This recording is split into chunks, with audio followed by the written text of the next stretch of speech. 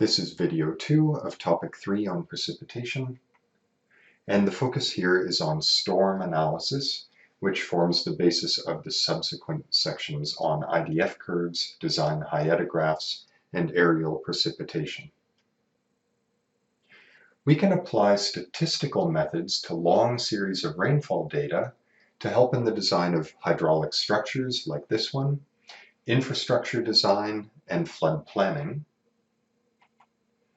And there are two primary parameters that are used to specify a storm that we look at through hydrological analyses.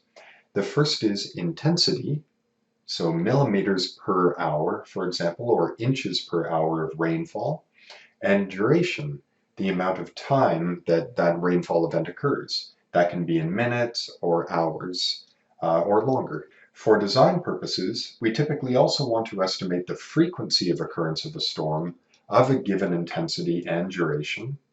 And then the results of the analysis, we have to remember, are location specific. So the intensity, duration, and frequency relationships that we'll derive are for point rainfall, so for a single station or for a single gauge.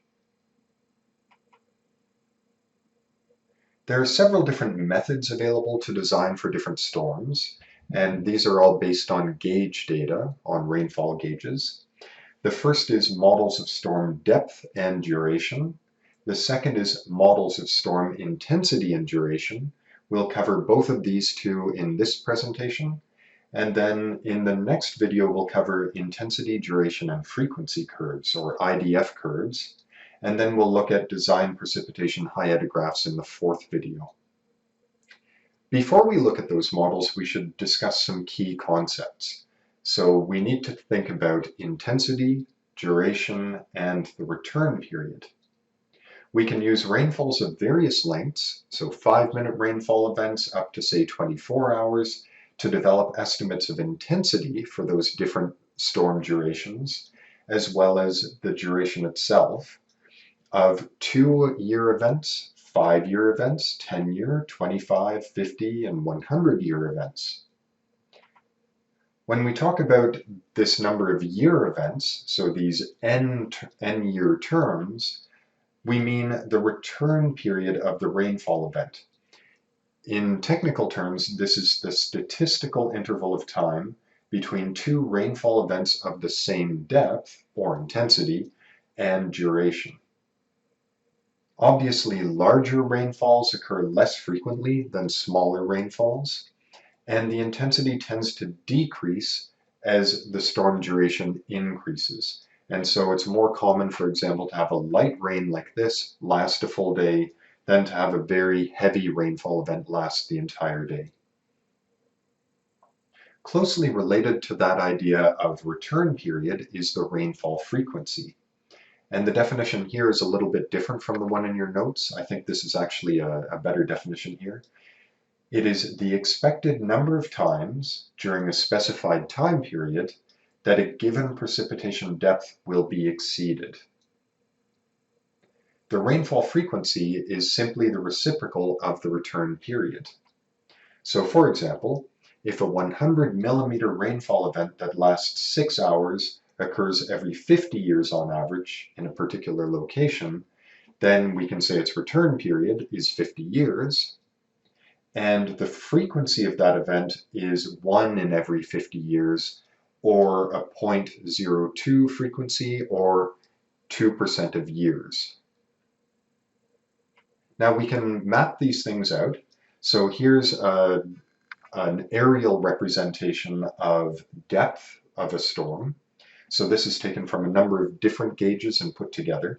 And here you can see the total precipitation depth for Edmonton on this date, July 11th, 2004, was very high in this one location.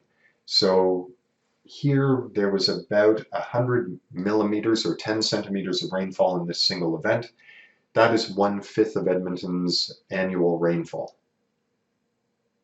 Okay, so that's the depth chart.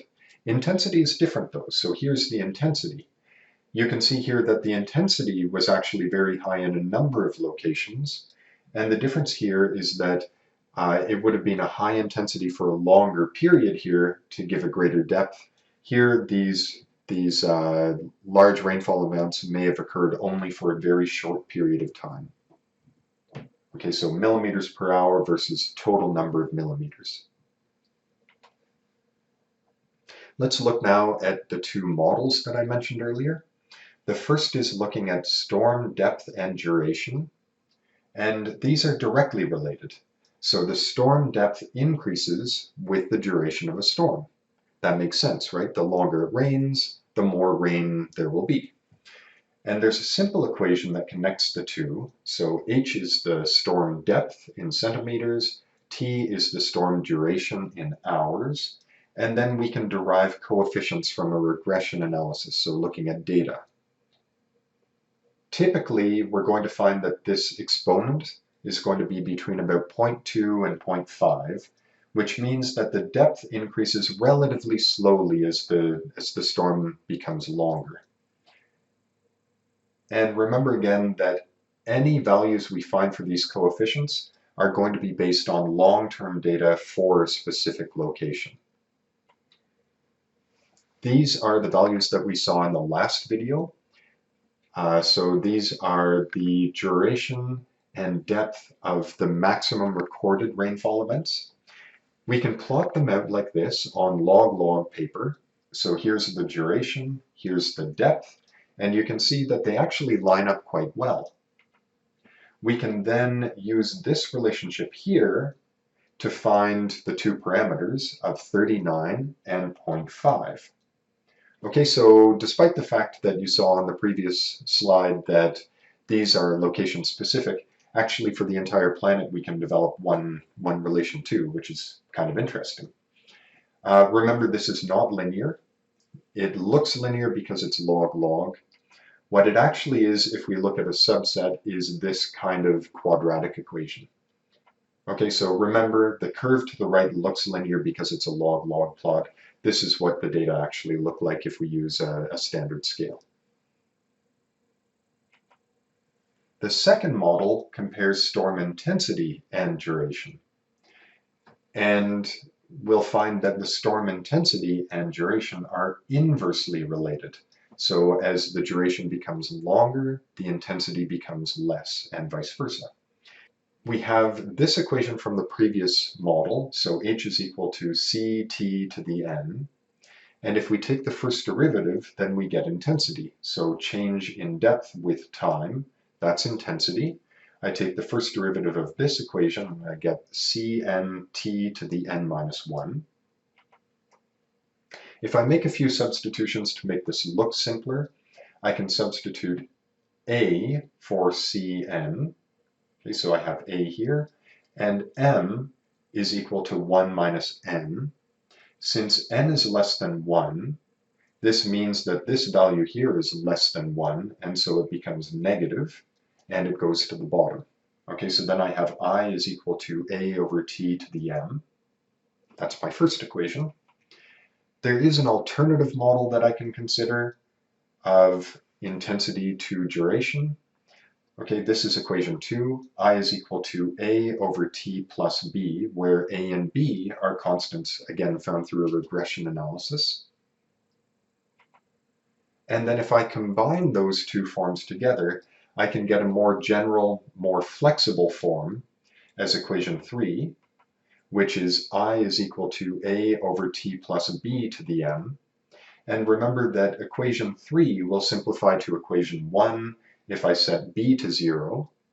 Okay, so then I get A over T to the m, and to equation 2 if m is equal to 1. And if it seems odd to you to have 3 different alternatives, remember that the equations are intended to match data. And none of them matches perfectly, and so it's useful to have several forms. This is the end of video 2.